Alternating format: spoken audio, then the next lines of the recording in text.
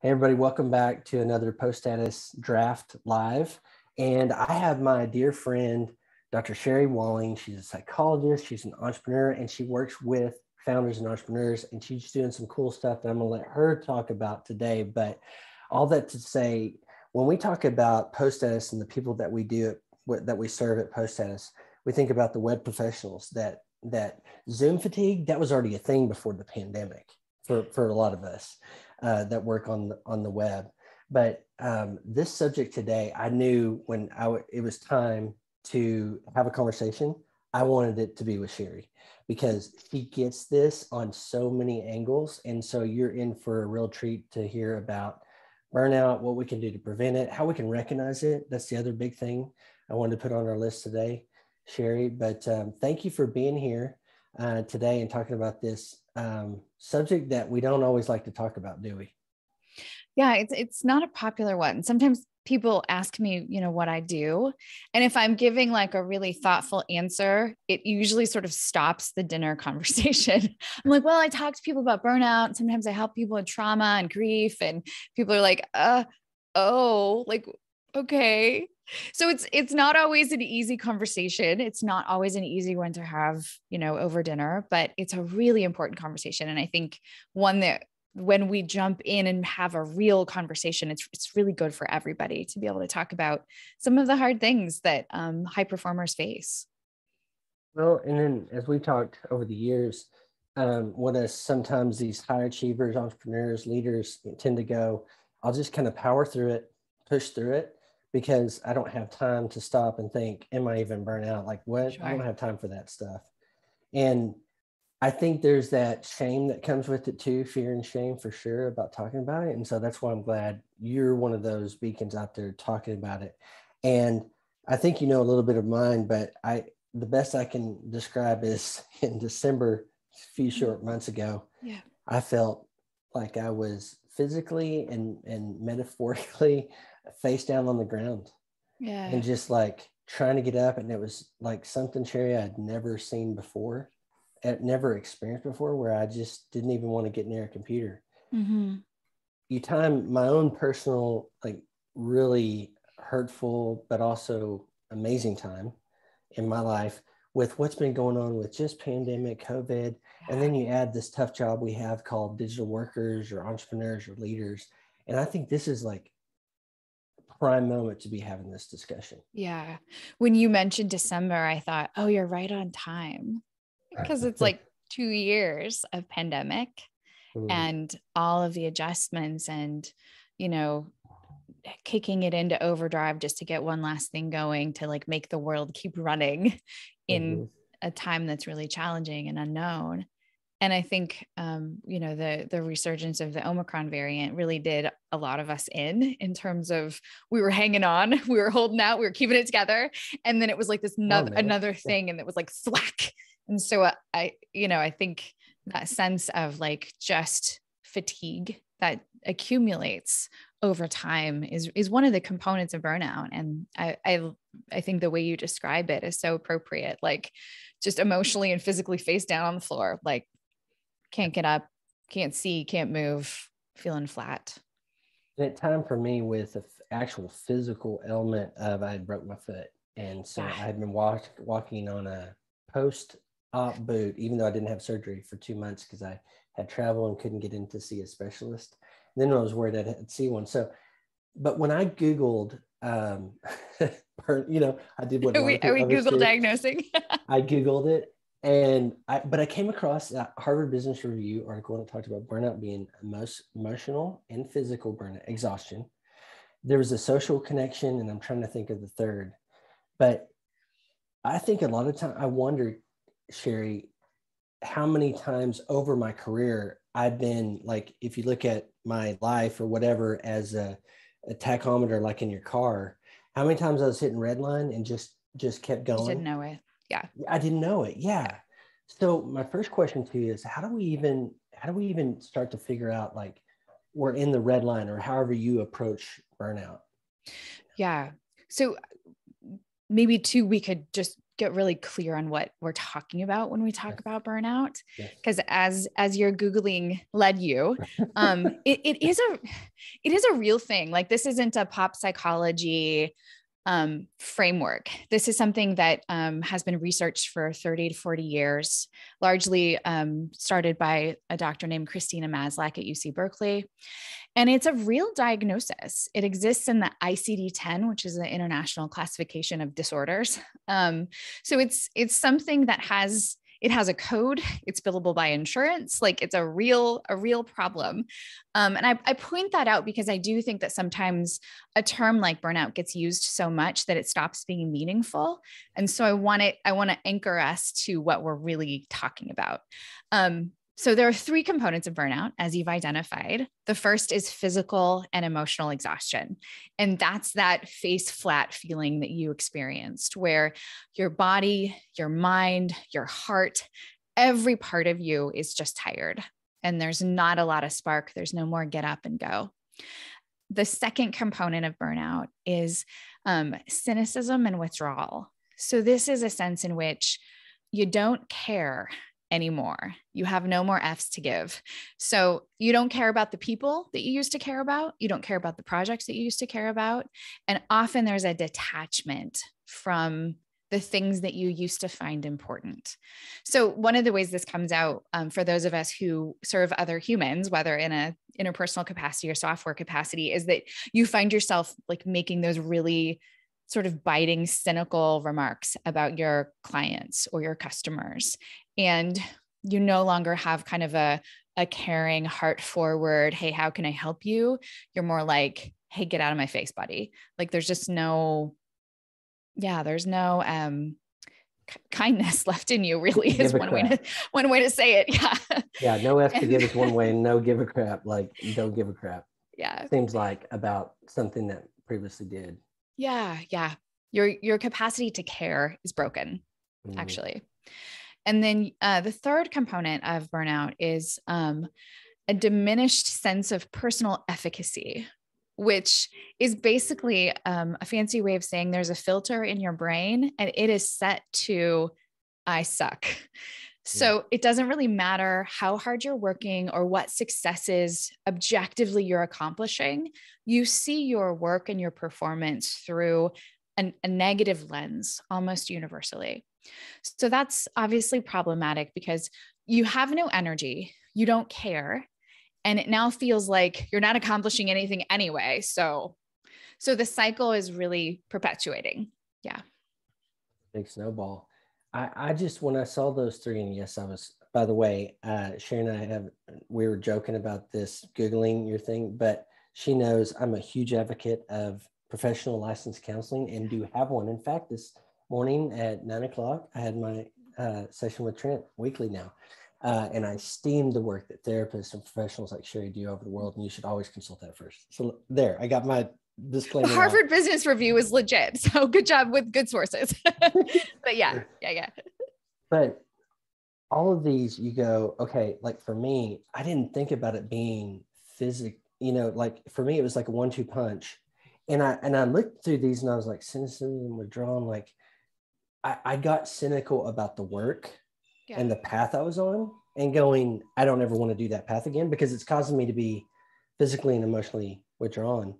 But the efficacy and what you talked about is like, if you trip up with one of these, it seems like there's a domino and a snowball type effect that could happen in your life. And it's oftentimes around this concept, it affects our work, the way that we derive a living. And thankfully, we're in a place where I could take off work for essentially 2 months, but like not everybody can do that. And that's really tough and compounding when it's like, this is how you eat. This is how the lights get on. I think what's hard about it too is that usually, so in those three categories of ourselves, usually if one is not super strong, the others compensate for it. So if I'm feeling negative about what I'm producing or how I'm showing up in my work, my passion for the clients that I serve is going to keep me at it, or just my pure energy is going to keep me at it. But when all three are at a low point, that's when there's very little that it feels like you can do internally to right the ship. And I also just want to reiterate what you said about burnout really being something that is, it's your job. So burnout is context specific to your work or your caretaking responsibilities. And that's one of the kind of distinctions from depression. Depression can look and feel a lot like burnout, but burnout is really specific to your work or professional context. So sometimes that's your caretaking roles, but it's a thing that you do all day. Okay, that's so interesting, because when you said caretaking for a second, the phrase I hear working with therapists is compassion fatigue. Mm-hmm. Like in these, I think about, when you say caretaking, I think about the nursing home staff that, I think about the healthcare workers at the front line, even the pandemic. Those of you that listen to people's baggage and dark stuff all day, every day. That's interesting. Could you talk just a minute about compassion fatigue? Because I think for me, when you just said that, helped make a fuller light on what this is, so that we can recognize it and understand how to help. The research around burnout began focused on people who take care of other people for a living. So again, that's your nurses, your physicians, your therapists. It's also your spouses who are taking care of an ill partner or a terminally ill partner, somebody who has a long-term disease. And so I think Dr. Maslach and her team were noticing that these folks were not always well themselves. So there is a specific kind of part of burnout or genre of burnout that involves compassion fatigue for those of us who rely on our capacity for compassion for our work. And I think as the understanding of how burnout works has expanded, now our definition of burnout is inclusive of people who maybe are in software, in technology, or running a business, because those are still caretaking roles in some way, right? If you're running a business, there's usually other humans in that business that you have a responsibility to, or a need to interact with in a mindful way. But originally, burnout was really focused on compassion fatigue, and it's sort of expanded to the parts of our professional life that are less focused on caring in particular. You right there just told me something I didn't realize. It's just the thought that it's not, like in my mind, a profession related, like you said, software engineering. We know about lots of those. That could be both of us. And how you can feel that mental exhaustion. Oftentimes that also translates into some physical exhaustion.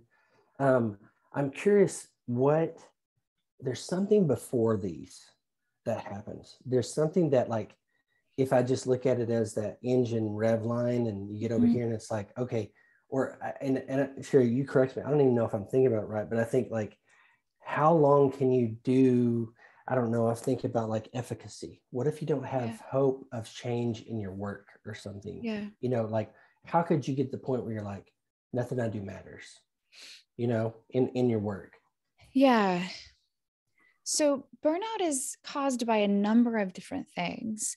And some of the prime predictors of burnout are lack of meaning, right? A sense in which the thing that I'm exerting a lot of effort toward isn't important.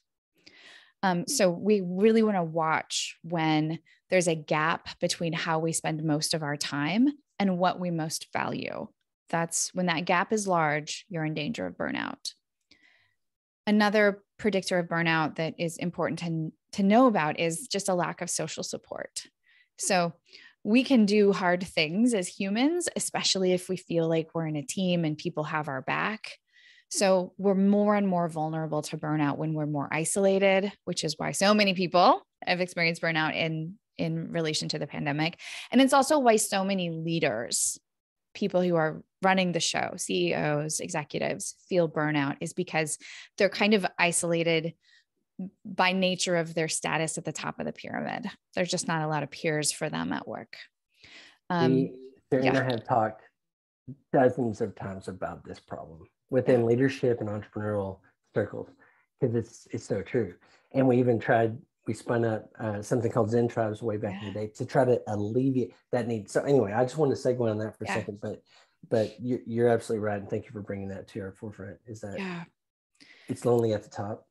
Yeah. Yeah. And so that's where like we are all capable of doing hard jobs for long periods of time, even if there's a lot of discouragement. Like that happens in our adult lives, but we can't sustain that situation for a long time without support, without meaning, without some capacity for rest. Another way of thinking about burnout that I'm pretty intrigued with is sort of thinking about it as a repetitive strain injury. So, you know, if you've been an athlete, and you know, I never played tennis, but I think you play tennis, don't you? And you have. Yeah. Volleyball. Oh, yeah. Okay. So if you're using your body in the same way over and over and over, you're vulnerable to injury, right? You get tennis elbow, you get carpal tunnel, you get these injuries that are just about doing the same thing over and over. And I think burnout is actually very similar. It's about using the same circuit of neurons over and over and over to the point where that circuit is exhausted. It's tired. It's no longer functioning the way that it's intended to, because we're not cross-training other parts of our brain like we would cross-train other parts of our body. I love that.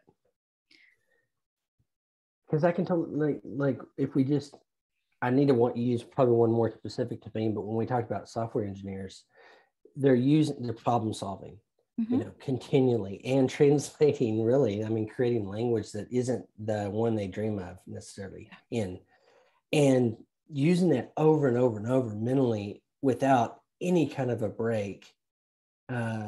You know, you see it, they're fried, you know, as to how I would kind of think about it. And I know that for me too. So that makes total sense. And capturing it as that repetitive injury, you're absolutely right. Like that, I think that's part of mine was I got spooked in thinking some of the things I didn't enjoy previously in my, at iThemes, and when I was running and growing that company, I got spooked because I was like, I ended up on planes for 3 weeks, 4 different trips in hotel beds that weren't my own, away from my family. And I was like, oh my God, what am I doing? I don't like this. That circuit for me has been fried for a long time, you know? So I can totally see that in the repetitive strain. I see it just in looking back and going, these seem to be some events that kind of got me back and going, I hated those things. Hated being on the road all the time. There's some people that love being on the road. I didn't like being on the road. I'm a homebody. So that's so good for me, what you said, because it's thinking about those paths that the ruts that we get into. Like it's a rut for me, Sherry, to sit down at a desk and just brute force it. Totally. Yeah. And then I wondered why every time also not good for your body to sit down all day, but and then I got near every time I tried to get near a computer or a desk, I would be back in bed, hunched over for the rest of the day. I was just like, you know, I chained myself to a desk and chair. So that's what Zoom fatigue is. I mean, for therapists, even who are sitting all day, every day, seeing 10 clients in a row, that it's a repetitive strain injury. So I think the thing that is really helpful for me about understanding it that way is it unlocks some of the potential solutions, both for prevention and for treatment.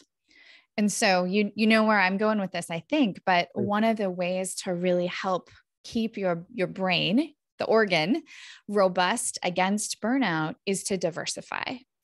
So that means if you have a job that requires you to look at a screen all the time, then you are not looking at a screen during your playtime or your recreation time. It means you're rock climbing, you're cooking, you're doing something with your hands. You are using really different parts of yourself to help bolster the other parts of your brain and give that work circuitry a rest. So the reason why I'm laughing, because she went there, is because I have, you know, my friend, I've called my friend many times, And I was getting ready to leave iThemes and do my next thing. And I didn't know what that was. And she was like, okay, now it's, oftentimes people really appreciate having, like, if you're going to take like a sabbatical, is having a project. And you talked to me about having a sabbatical project. And I think the thing I said to you at the time was, I don't have any effing hobbies, Sherry. Like, what am I going to do? I'm like, this is the only thing I knew what to do, is sit in front of a computer and grind, And it's taken me 4 years to finally get this advice, back to it. But like, I have so many friends told me, said, just go out and garden or do something. I was like, I don't know how to do all that stuff, but it's taken me 3 or 4 years now to finally go, but I can start at step one. Yeah. I don't have to build the fort. I can build the birdhouse, or something. But that diversified thing, I think you hear it all the time though, Sherry, is like, in your work with entrepreneurs and founders and your zenfounder.com podcast and Married to a Serial Entrepreneur and being one yourself, is we get obsessive. I'll speak for myself, but I've seen a lot in entrepreneur circles is we're so obsessive on what I call is the video game of business. Yeah. Oh man, high score on Galaga, right. And I think we see it a lot. And I'm curious what your perspective is, like seeing this within the entrepreneurial and leader community is like, my obsession is my work and I don't really have diversification. And this is a big struggle. Yeah.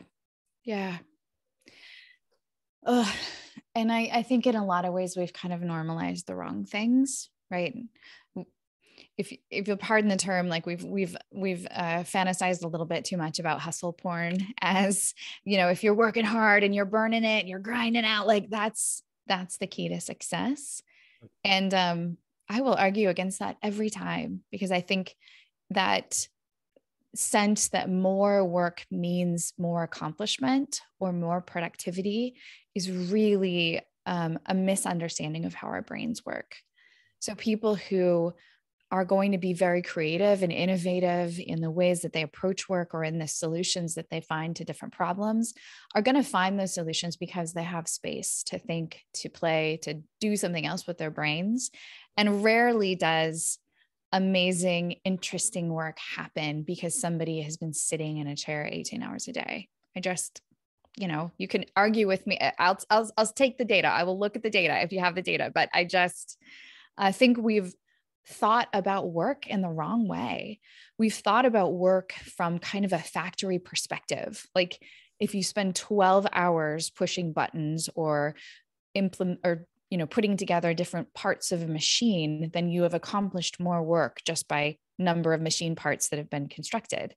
But that's not creative work. It's not technical work. It's not the kind of work that most people listening to this conversation will be doing. And then that work requires a very different approach. I'm so glad you mentioned it. And I'm glad you invoked it, because I think there is that hustle culture. For me, I was just telling my therapist earlier today, I said, when I started working in my family motorcycle business back in the day when I was a teenager, I said, Grandpa, what do you want me to do? And he goes, see that chair? Sit in it. Said, oh, okay. So I sat down there and he went into his office. My uncle came over and said, get your butt up. Like, you're going to get to work. Now, there's part of that that's just basic work ethic. Yeah. But the other thing is, in our culture or instilled whatever, is the willingness or the ability to sit in this, like just sit. And that's been my big struggle. It's like, if I'm not moving forward and fast and going for something, and it's got to be a, climb that, well, what am I doing here? I'm just sitting, I'm holding down the cushion of the chair, And I think you hit on it, is this hustle culture mania thing. And also some of this, whatever you call it, particularly in America, is this middle class, work your butt off, get what you're going to, what you want. And I think people, what I've seen for myself is just, you get to the top of the mountain. It's like, all right, what's next? Well, there's not a map for that. Yeah. Yeah. Well, because usually there's another mountain. Exactly. Right. And then you get to the top and you're like, I've arrived. And then you're like, shoot, like there's more to learn. There's more to do. There's another business calling, like. Yes. Yes. So I think that's the challenge about setting up our, like, closely pairing our sense of satisfaction with our lives and ourselves with the boxes we can check off of accomplishments. Because, you know, I'm like a high achieving kid next to everybody else who's on this call. I get it. Like, you know, I get it. I am that way as well. But we just have to have a more complicated view of what it means to have a satisfying life. Because if it's just about like number of subscribers to our email list or number of Twitter followers or number of customers, like we're just playing a game where we have limited control over our success anyway. And there's always going to be more. There's always going to be someone else out there with more. There's always going to be another mountain to climb. And as long as we're fine with that, that's cool. But if we aren't flexible about being okay without, you know, that cross off the box kind of success, then I think we're going to have a problem with our mental health. Okay, so you talked about diversification, and I squirreled you because it was basically me trying to say I want to complain about it. But I know it's true. I know it's true up here. Yeah. You know, everything you're saying is like, by the way, if you want to try to actually fight Dr. Sherry here, don't, because you're going to lose it anyway. But up here, I know that. I know if I have hobbies or something outside of my obsession, like just this morning, I went for a hike and I did more in that hike mentally than I probably would have done in a full day sitting right here. Yeah. So I get that. Okay. So number one is diversification.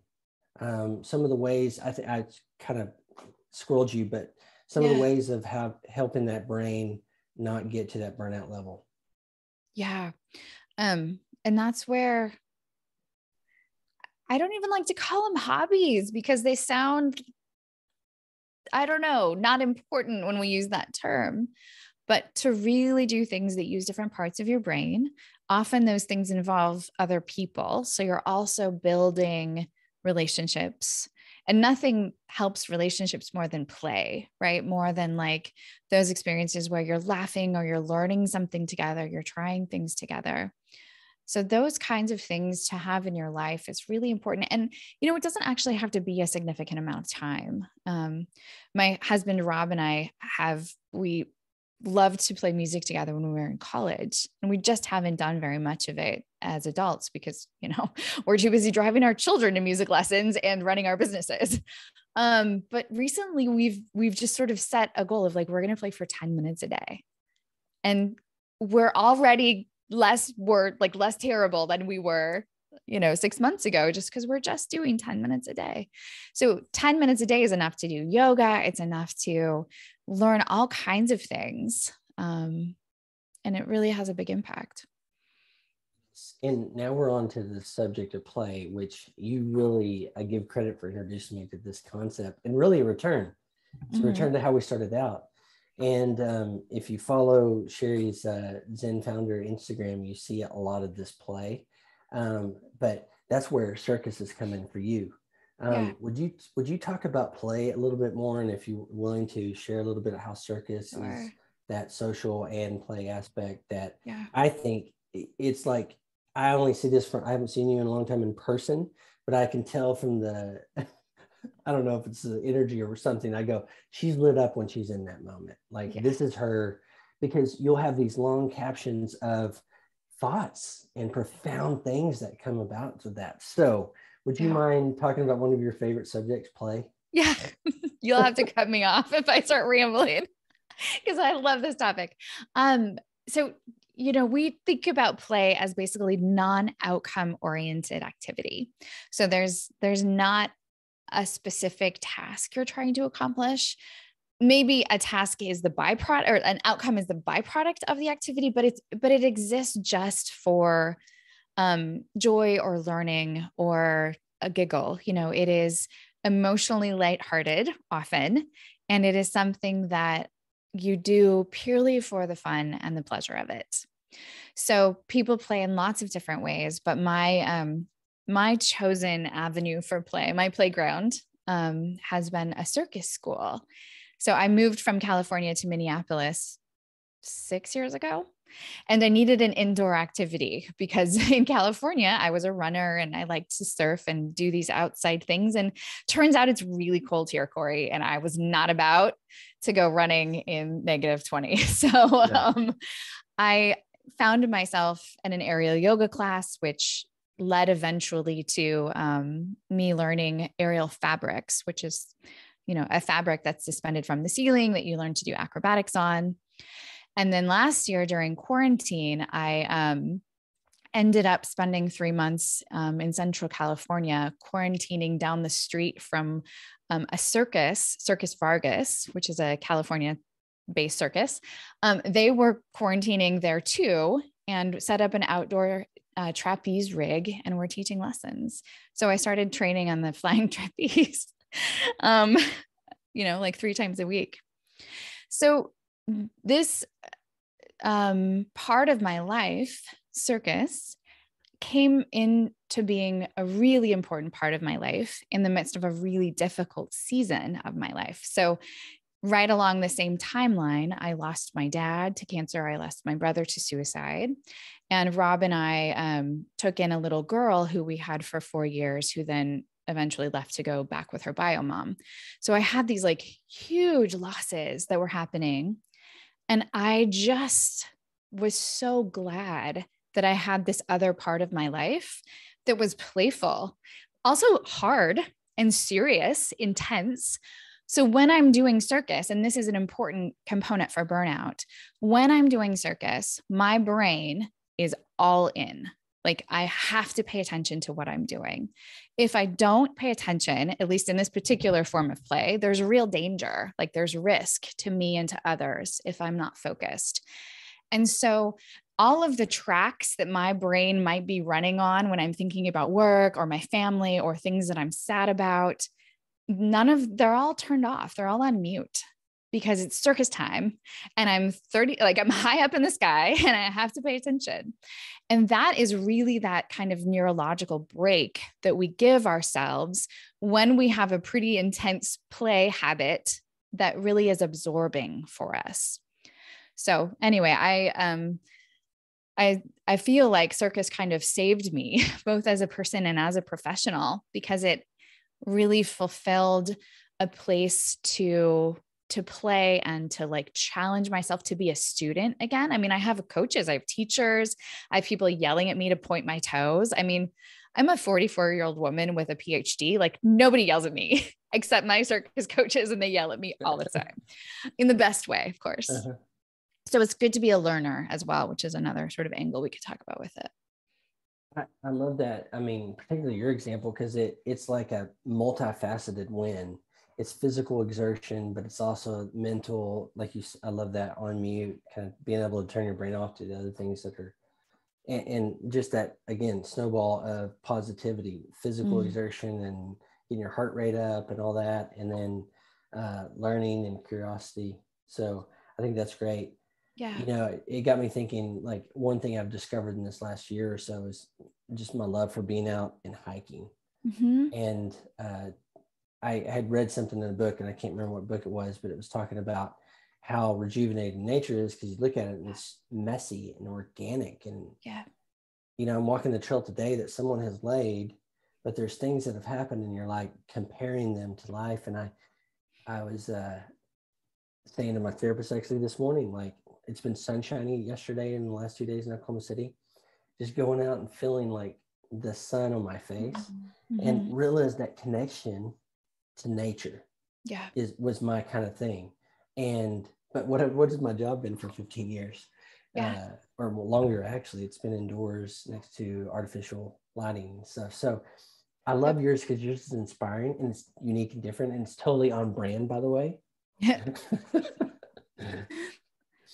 But thank you. But it doesn't have to be something so weird, like, I mean, people who are building guitars from scratch or really learning to master pastry, like pastry chef, like there are all kinds of ways to pour yourself into something that have that same effect of every other channel goes on mute.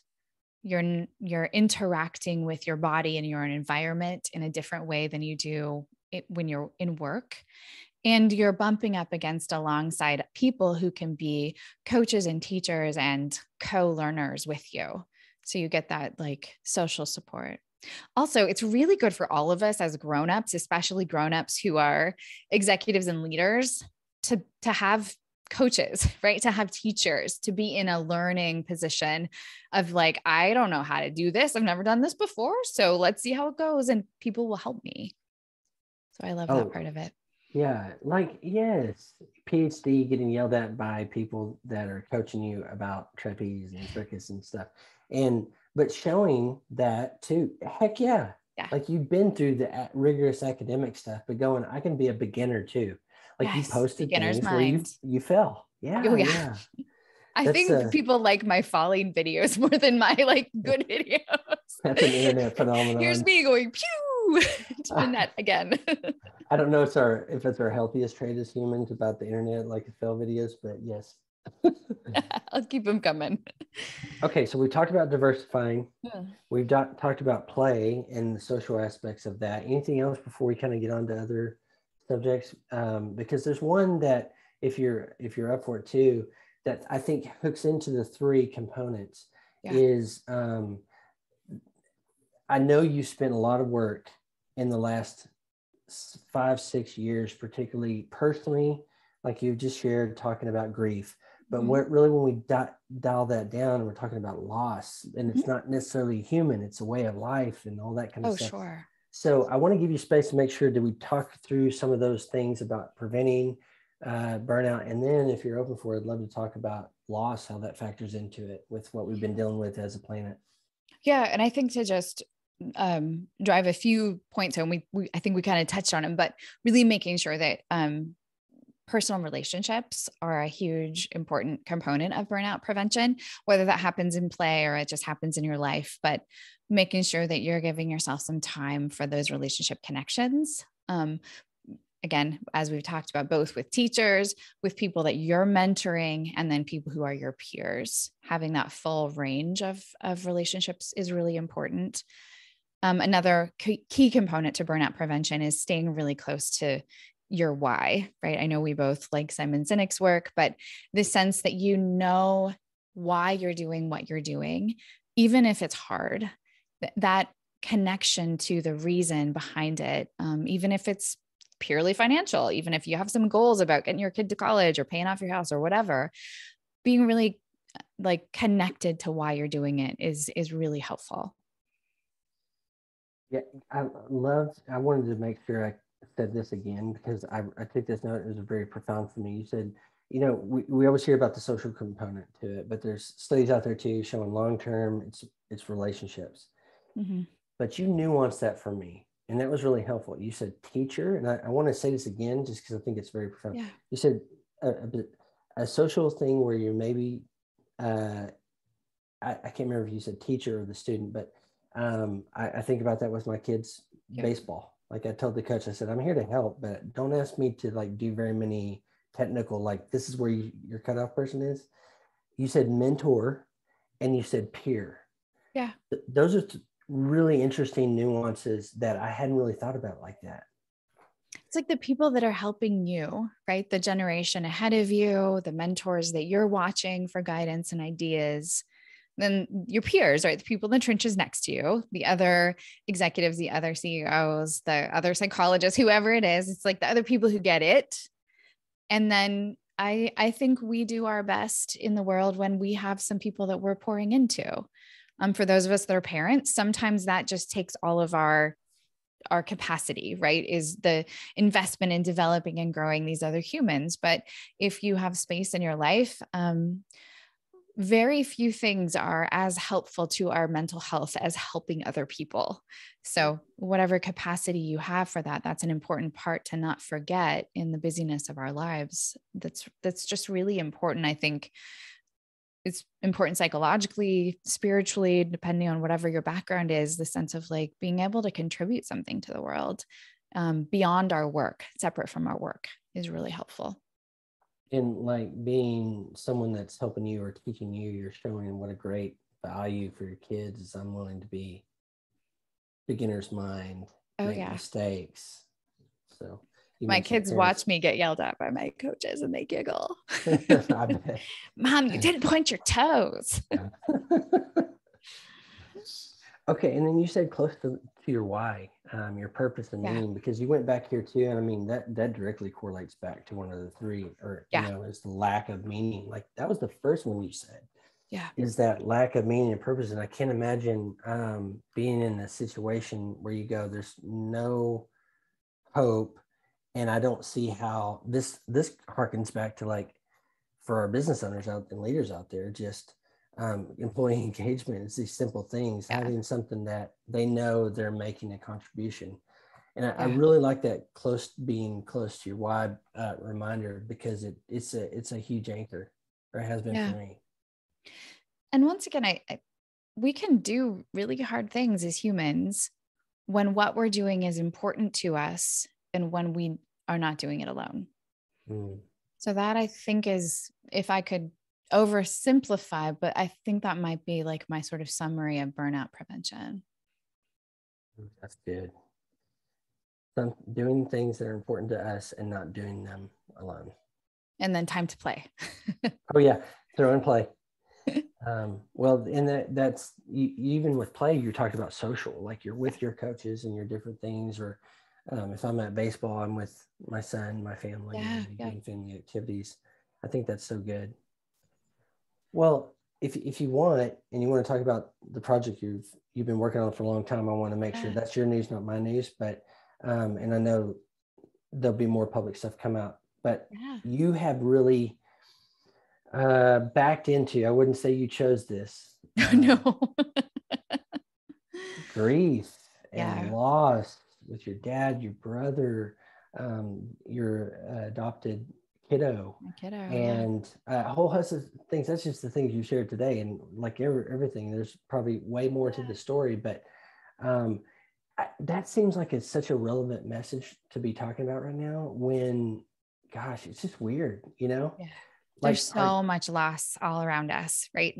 Loss of life, of course, from the pandemic, but loss of plans, loss of experiences. I mean, my kids lost 2 years of school, pretty much, like 2 years of their developmental experience. Many of us had, vacations we were going on, or weddings that we wanted to attend that didn't happen. And certainly a lot of us lost businesses or lost a sense of financial security and stability. So I think on every level of culture, and I mean, if it's not too political to add in, I think a lot of people really lost a sense of trust in leadership and government, and the sense that, like, smart, reasonable grownups are making good choices. I think a lot of us are like, wow, this suddenly doesn't quite feel like that. And I think we could be of any political persuasion and sort of have that sense of loss that, hey man, who's in charge? And are y'all okay? Well, all of that, and then this phenomenon I've been reading about, and I think we see it, but is the Great Resignation. The particularly, I think it gets labeled with younger people, but hey, I'm not doing it anymore.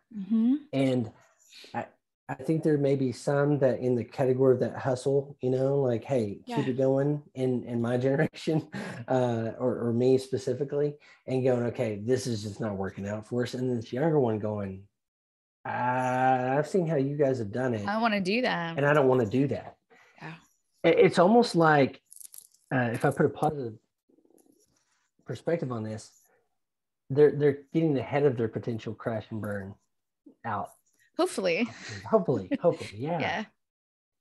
I've really been thinking about the Great Resignation in relation to the Great Grief, to be honest. Like, I feel like in response to so much loss, there is an emotional reaction, which people often think of grief as sadness, which it is, no doubt. There's a heaviness and a darkness and a sadness to grief that,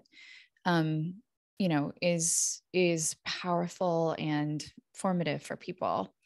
But I think grief also gets kind of edgy. It gets razor sharp, and it helps you to be really clear about what's important when you know that loss is imminent and that nothing is guaranteed.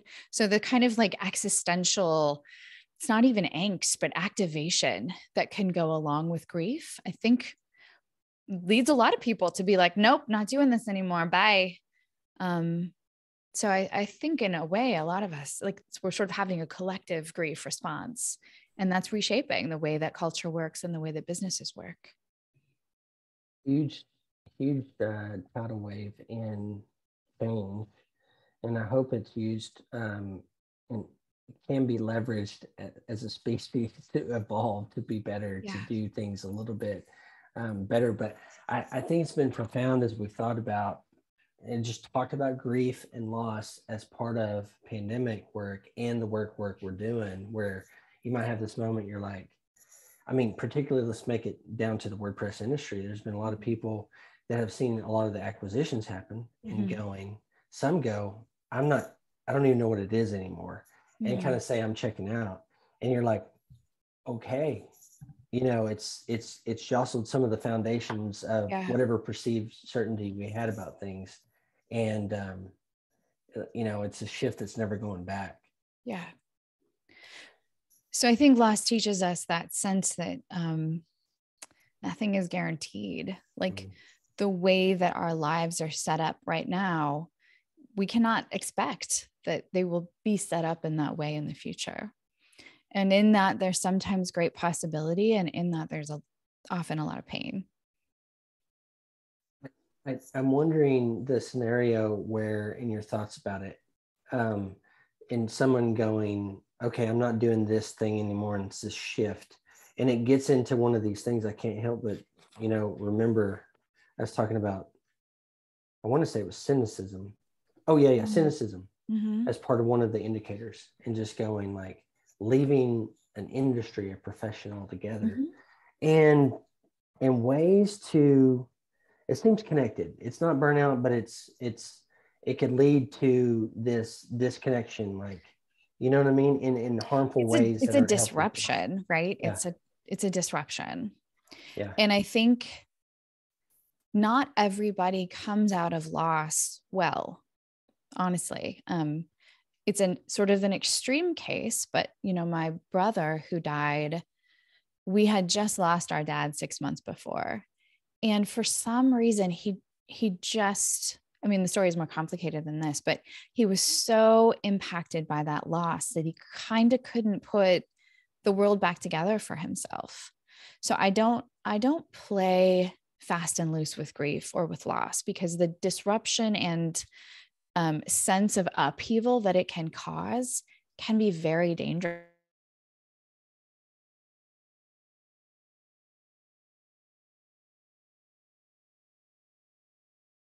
Are you there, Sherry?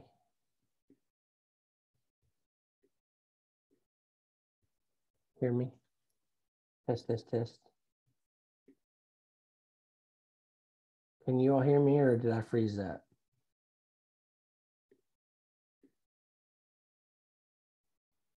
Or did Sherry freeze that? Okay, Maria, you can hear me? Okay. I think.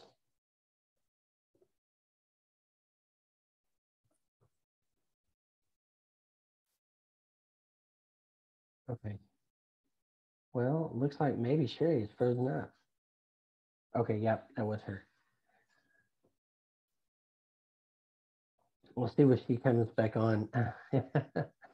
Okay, it says it made a sizzle sound and restarted. Okay.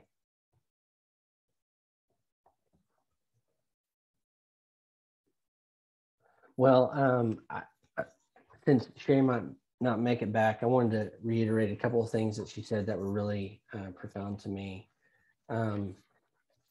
She first talked about, it's a real thing. It's actually in some of the mental health diagnosis books, and that was pretty key.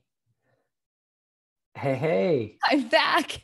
My computer made a sizzle sound. I've never heard of that before, and it just died. So maybe. We gotta roll with it. That Here we technology, fun. Well, I was kind of recapping some of the things you had said that were really profound, but if you remember where we were at the moment, you're welcome to go back to that. But if not, we can go another route. Yeah. I guess just to finish the thought, I was talking about kind of the dangerousness of that grief state or that sense of being dismantled. So again, I don't want to minimize the anguish of that state when it feels like life is unpredictable and scary and there's been significant loss. But I also think that it's a time when a positive reshuffling is possible, right? When we get clearer about what we want, about who we want to be, about how we want to live our lives, and we are not attached to the way things were, and then we have kind of this potential and possibility of exploring new ways of being. So it can be an incredible opportunity for folk. It just is it's a gauntlet. It's a painful emotional gauntlet to go through. I know you'll be announcing stuff you've been working on around this topic very soon, and I'm really excited for it because I think it's such, in addition to all of the work you're already doing, such vital work. Cory, when we kind of wind down, would you tell us what you're doing nowadays? Because I know you're part of a startup and you have other things, like multiple things going on at once. So I'd love for you to be able to share what I meant to do this at the first, but now I want to make sure we have space for it. What is your job? So actually this week I built the website for the new book. So my new book is about grief, and it is called Touching Two Worlds. And it is hopefully coming out in July, although I got an email from the publisher that's like, hey, there's a paper shortage in the world, so we're treating launch dates as sort of fluid. And I was like, fabulous. I love fluid launch dates. But there is one thing about the launch that is going to happen on schedule, and that is that I am creating a circus show about mental health and grief in honor of Mental Health Awareness Month. And I know it sounds like a strange combination, but I promise it will be pretty cool and beautiful and befitting the topic. So if you are interested in the book or the show, you can go to touchingtwoworlds.com and learn all about it. Okay, good. Touchingtwoworlds.com. Touching to learn about the circus show and the book coming out forthcoming. Yeah. That's fantastic. Yeah. And I also have a podcast called Zen Founder, which, you know, has been 300 episodes in. We're going strong. You've been a guest a few times, which we talk all about mental health related to entrepreneurship. I have another podcast called Mind Curious, which is exploring the science of psychedelics and how they relate to mental health care, which is a whole big topic we could dive into. And then I work one-on-one with entrepreneurs and founders. And then I train in the circus and parent my kids, and I have a dog. What would be the okay, zenfounder.com? I know that's where you can find 300 plus episodes of Sherry talk about mental health and entrepreneurship. Okay, we got touchingtwoworlds.com, and those are the two. How do they find Mind Curious?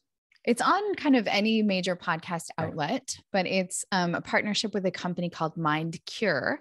So you can go to mindcure.com and make your way to the podcast. Okay, I'll put that right now. Fantastic.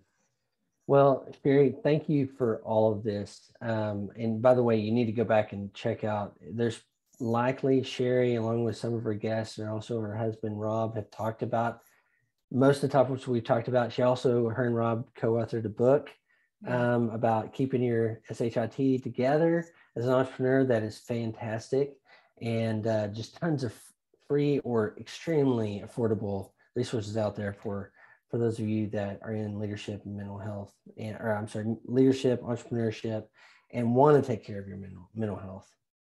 Sherry, thanks so much for being on today. I appreciate all that you do in the world for the world in general, but also entrepreneurs, leaders. And thanks for taking some time today to share your experiences and expertise about burnout.